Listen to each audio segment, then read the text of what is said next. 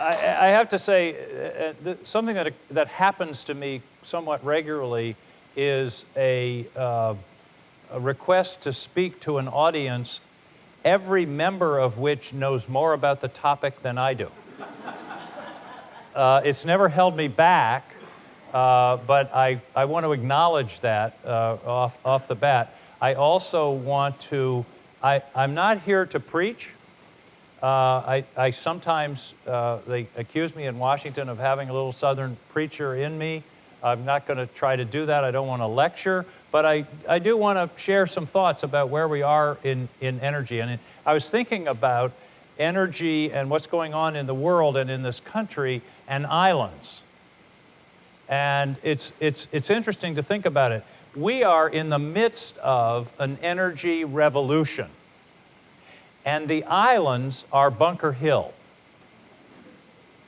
because the islands are ahead of the rest of the society because of the necessity of their situation in order to deal with the next generation of energy. And I think we really are at a kind of tipping point, and we're going to see things change dramatically in the next 5 to 10 years, not 50 years. Maybe even sooner. I mean, what's happening is really extraordinary for a number of reasons. One, obviously, is climate. People are getting, and I'll bring you a report from Washington, and this is purely impressionistic. But my impression is that the resistance to the facts of climate change is diminishing. People just can't deny it so much anymore. It's hard. The data and the science and the piling up of information is just too powerful for people to say, you know, nothing's really going on out there. Many of you have probably heard me. I carry my little card with me everywhere I go. If anyone wants a copy, I don't have enough, but I'll leave a few here and you can get one off my website. It's called Climate Change in a Nutshell. It's all you need to know, and I give this to my colleagues. It's all you need to know about climate change. On one side is 1 million years of CO2 in the atmosphere. And what you often hear from people saying is, well, CO2 varies. You know, it varies. It goes up and down. Well, it does, and that's what these numbers are. They all go up and down. But they go up and down in a range between about 200 parts per million and 300. And then you get over to 1860, and it goes like this. And we're now at 400. We haven't been at 400 in 3 million years. And so, to me, this graph answers two of the fundamental questions about, there are three questions about climate change. One, is something happening? Yes. CO2 is at a level we haven't seen in 3 million years. Secondly, do people have anything to do with it? 1860? 1850, the Industrial Revolution, coal, later oil. I mean, the correlation is impossible. Hi, Barney. The correlation is impossible to miss. But the third question is, so what? CO2, odorless, tasteless, in the air, who cares? The other side of the card is the correlation between CO2 and temperature for the last 1 million years. And you can't really see, but it's almost an exact correlation. CO2 goes up, temperature goes up. CO2 goes down, temperature goes down. And by the way, you can see this squiggly line here. Here's where we are in CO2.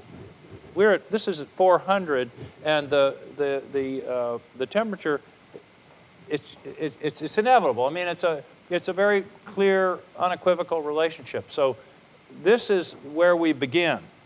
And I think the other piece is economics. We're in a lull in fossil fuel prices, and it may stay that way for some time, and that's not a bad thing. Here's a number that you might want to just have in your head. For every dollar that gasoline or heating oil falls or goes up, it's $1 billion into or out of the pockets of Maine people. Okay? We use about 1 billion gallons of gasoline and heating oil a year. So it's just a handy thing to think about. This time last year, gasoline was $1 more expensive. That's $1 billion that Maine people have to spend on at the mall or at the movies or whatever. So that's an important factor, and the prices are down. And the prices are down principally because of the enormous expansion of natural gas, which was created by the invention of new ways to drill for natural gas, hydrofracking, which, by the way, the science of hydrofracking was substantially supported and created and underwritten by the federal government. You don't hear that very often. You hear a lot of complaints about why are we spending all this money on wind and solar and this research? Well, the research in the 80s enabled a guy with the improbable name of George Mitchell, not our George Mitchell, a different George Mitchell, who was the father of hydrofracking, and we can, people can talk about whether that's a good idea or not. I'm not, but that has created this enormous new, I almost said explosion of natural gas. That's not really the best way to put it. The quantity of natural gas, which has changed the energy picture substantially in this country, and of course, oil is not far behind. But in the long run, you're still dealing with a finite resource. And economics are going to play a part. So, the other piece about this whole issue that you don't hear much about but bothers me some is the ethics of the thing.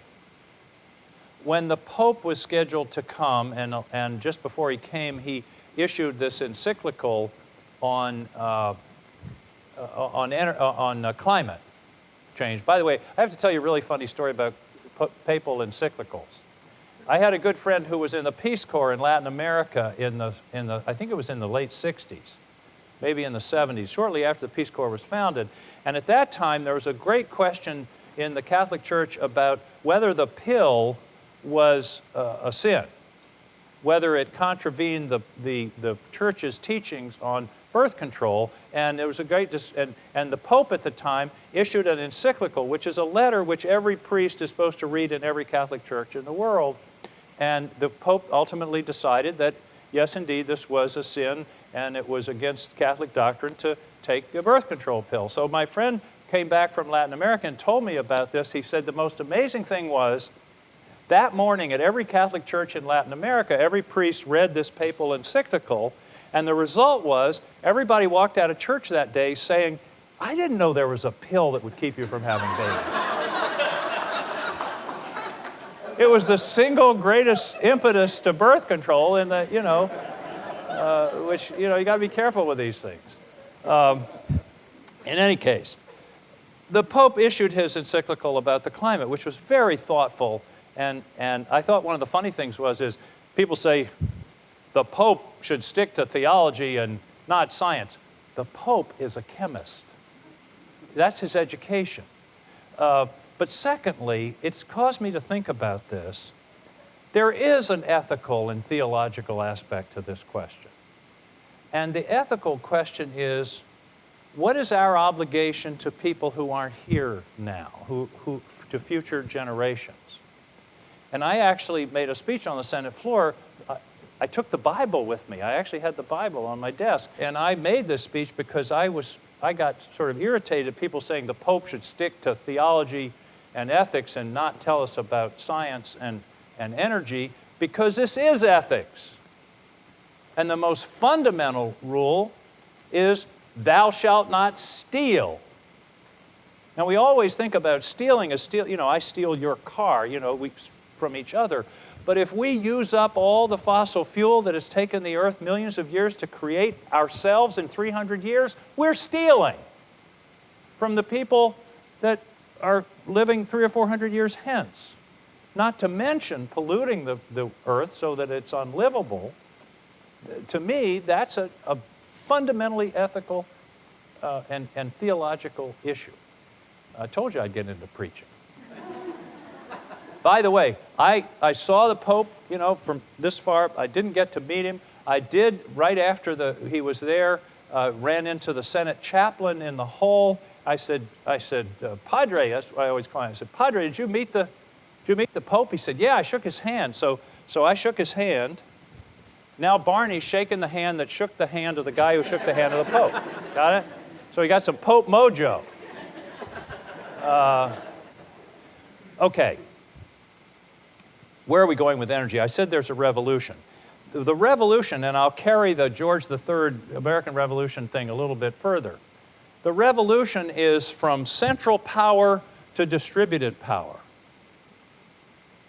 The colonists were revolting against concentrated power in the hands of George III. And what they were saying was, we want power here.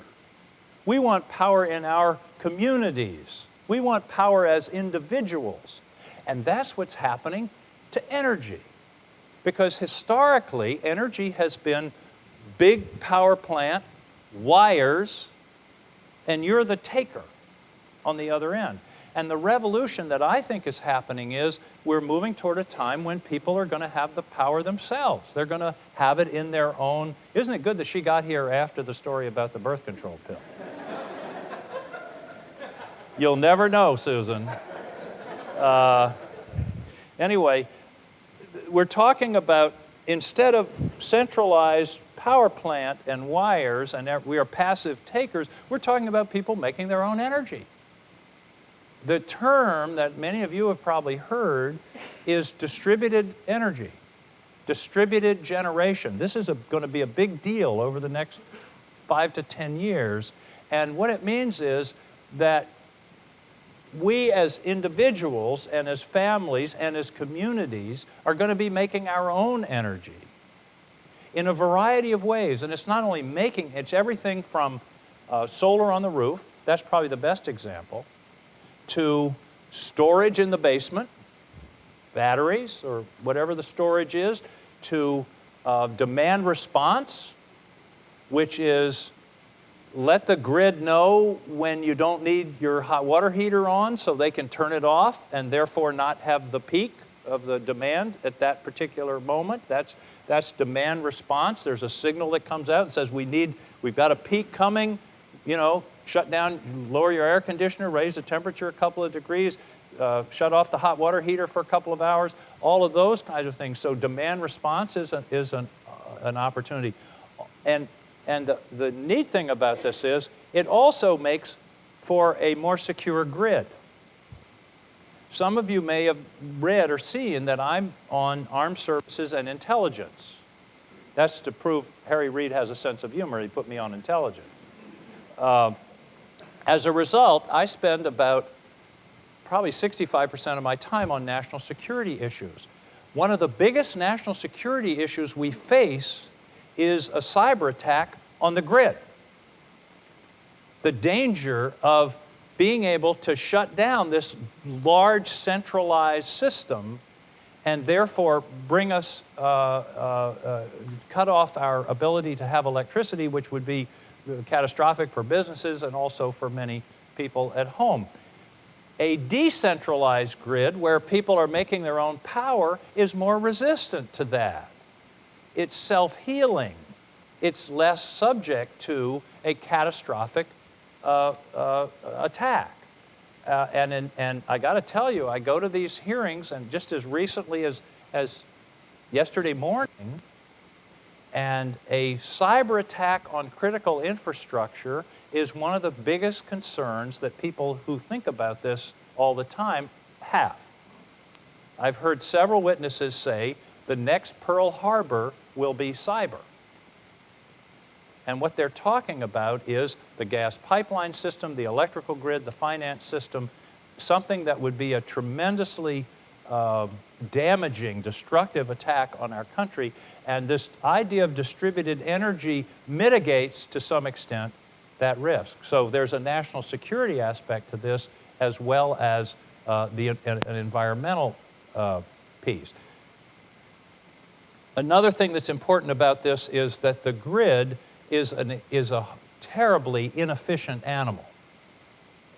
And I don't mean that CMP is inefficient or ISO New England is inefficient. I mean that the the essential way it works is inefficient.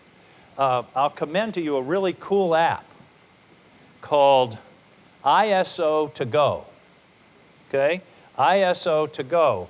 It's the ISO New England app, and it can tell you at any moment the price of electricity in all the states of New England and the source of the electricity throughout New England. It's absolutely fascinating. I can tell you right now, for example, in Maine, the wholesale price is 3.43 cents. Vermont, 3.46. New Hampshire, 3.54. There's a pattern here.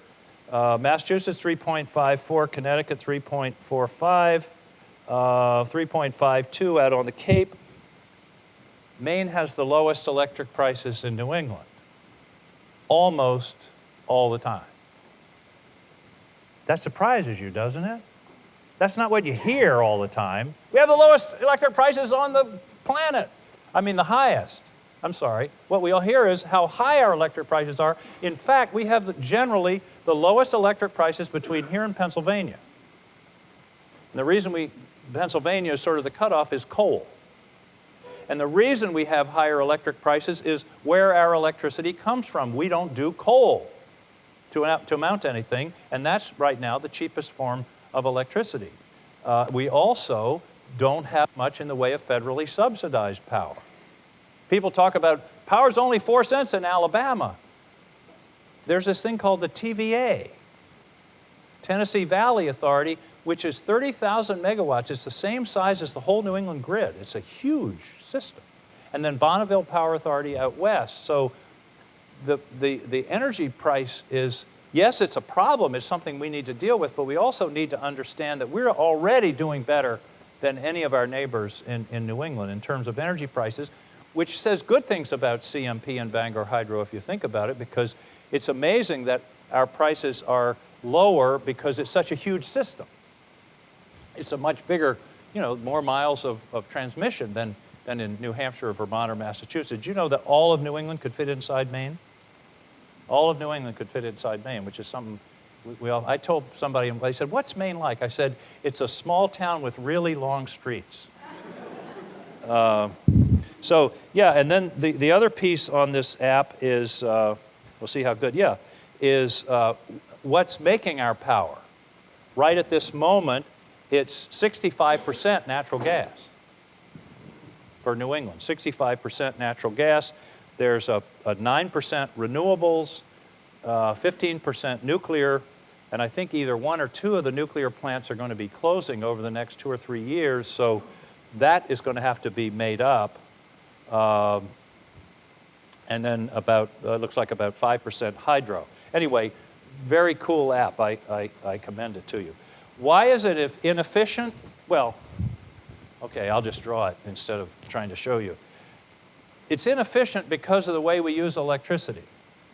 If you start at midnight, this is midnight, and this is the next midnight, the demand, what they call the demand curve for electricity looks like this. It starts out fairly low, and it goes up, and then in the morning people start to make coffee, and they go to the office, and it goes up, and it gets up to about 5 o'clock in the afternoon, and then it starts to level off, and then it starts to go down at night, and it ends up back down here.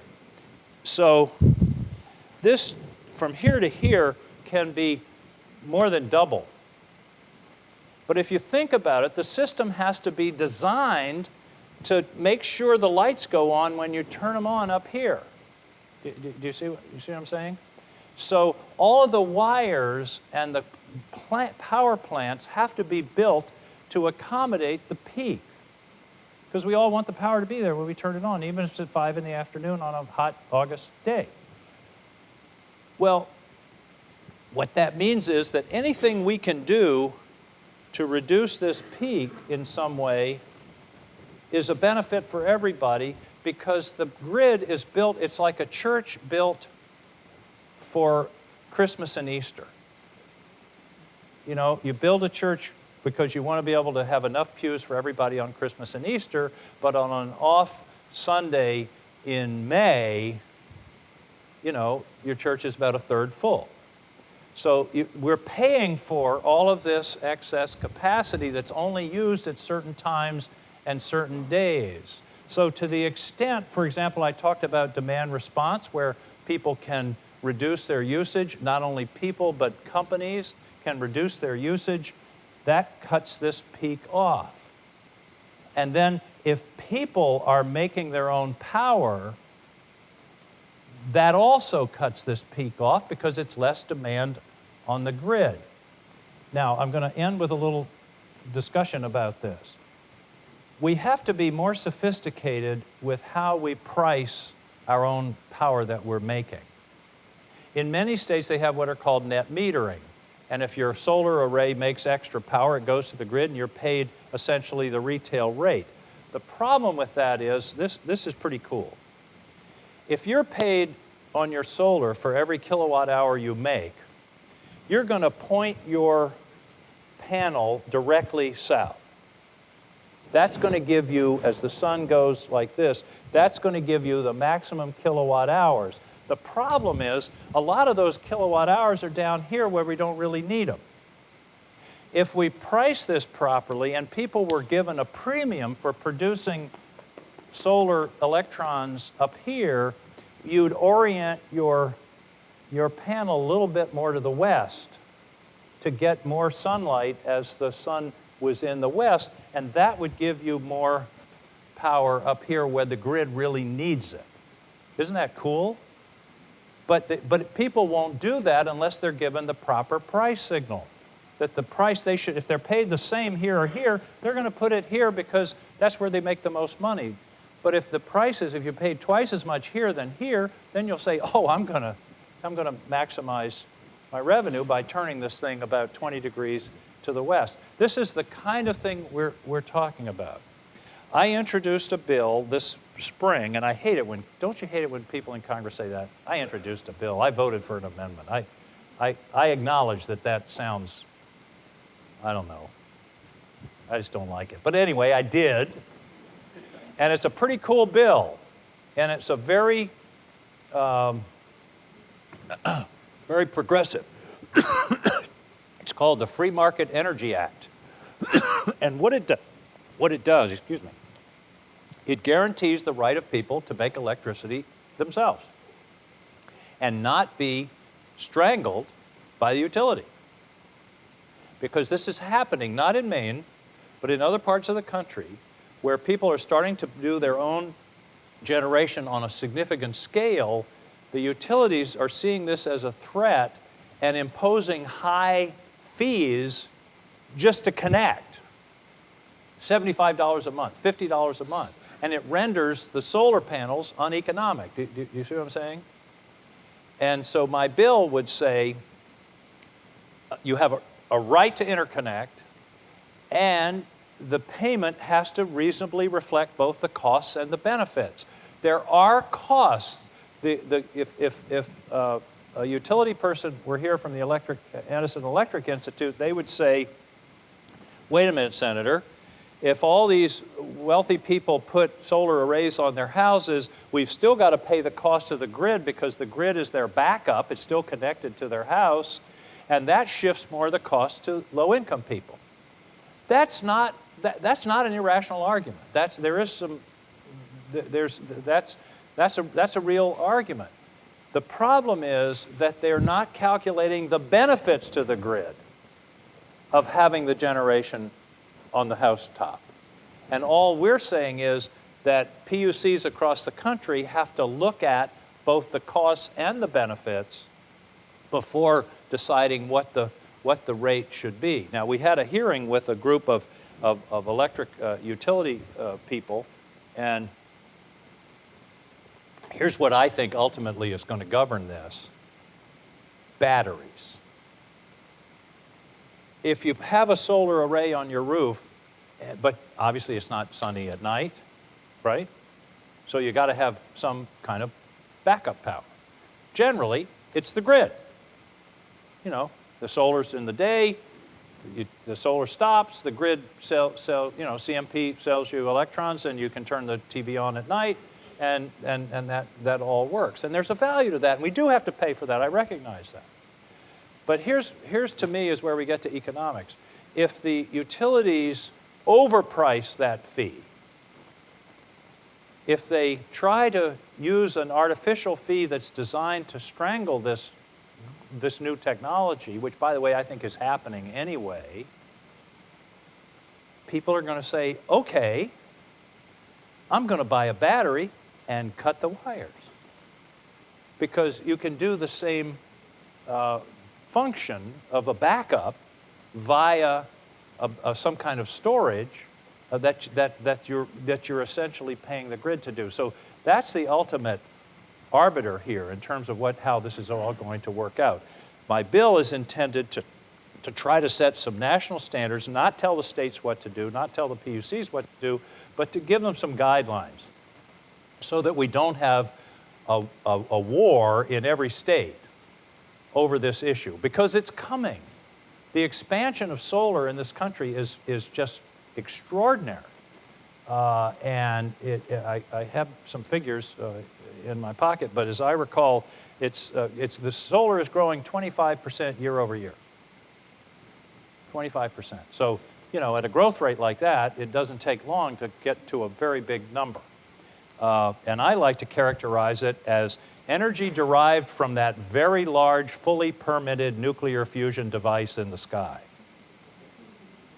That's what it is. Very large nuclear fusion device, fully permitted. And that's where we're going to be getting our energy. So lots of, I think we're in an absolutely amazing time. Let me finish talking about the islands. I said at the beginning, the islands are Bunker Hill in the energy revolution. That's because you have to be. Because your costs are so high and your environment is so important that you're working on these solutions in a way that I think is going to lead the rest of the country, whether they're islands in Maine or coastal or villages in Alaska or northern Canada that they're not grid connected. You've got to do this. Necessity is the mother of invention. And there's no single answer. My friend Laurie LaChance up at Thomas College says there's no silver bullet, but there's often silver buckshot. Isn't that great? That's great. And that's what we're talking about here is multiple solutions that cumulatively will lead us to some answers. Some of them won't work. Washington didn't win all the battles in the Revolutionary War. In fact, he won practically none.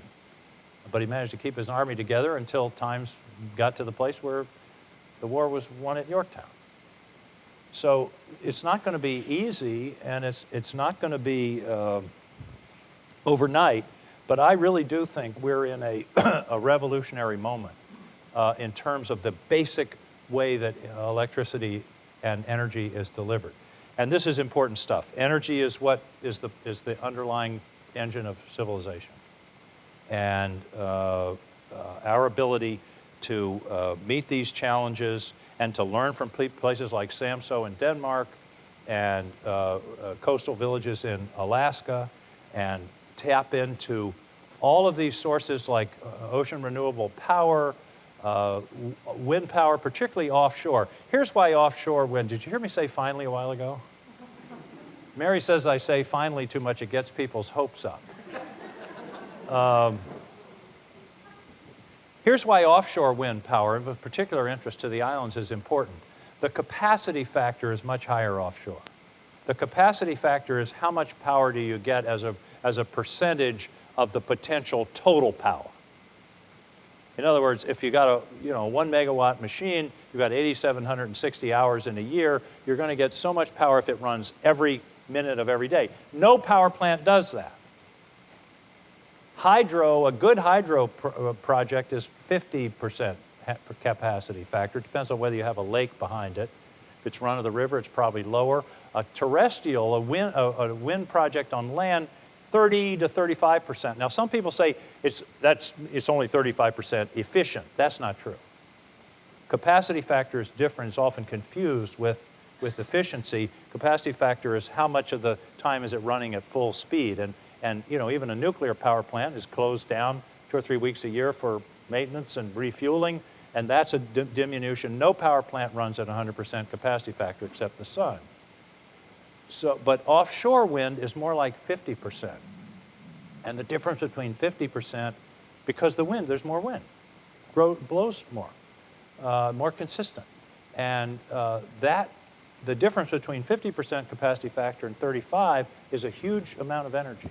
And that's why in the long-term future, I think offshore holds so much potential. In Maine, it's a challenge because we have such deep water. When you see all these pictures of turbines in Europe off of Denmark and Copenhagen, they're like regular turbines with their knees in the water. I mean, they're in the bottom. They're planted into the bottom. In Maine, you go a mile offshore and you're in 400 feet of water, and that's not going to work. We've got to develop the floating technology, which everybody's working on. The University of Maine, I think, is doing some of the most creative work in the world on that. And hopefully we're going to be able to see that project, a pilot project, come to fruition to try to find answers. There's enough wind out in the Gulf of Maine to power all of New England. And then we got to deal with all the other issues: birds, mammals, fishing, lobstering. All of those things have to be in the consideration as we try to look at these kinds of solutions. But to come back to the beginning, we're in an energy revolution. The islands are on the forefront, and I salute what all of you are doing, and hope that we can continue to work together to find some of these solutions to benefit Maine, our communities, and the rest of the country. Thanks for allowing me to join you this morning.